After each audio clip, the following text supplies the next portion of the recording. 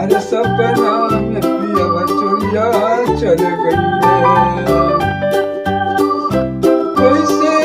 में होई रामा दिनवा पार अरे दिनवा पार कैसे न पार होई है दिनवा पार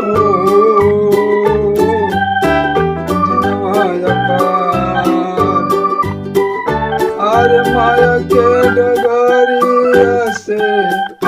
भुलाई गई मेरी नाही कोई प्यार माया के डगरिया से भुलाई गई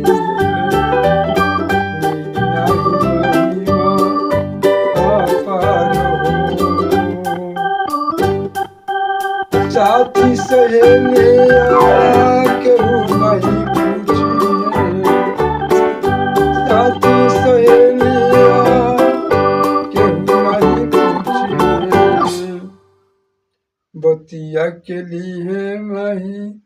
सुध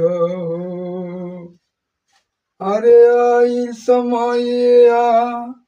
ऊ चल गईले केहू नहीं मिली हो न हमार हो साथी सहेलिया के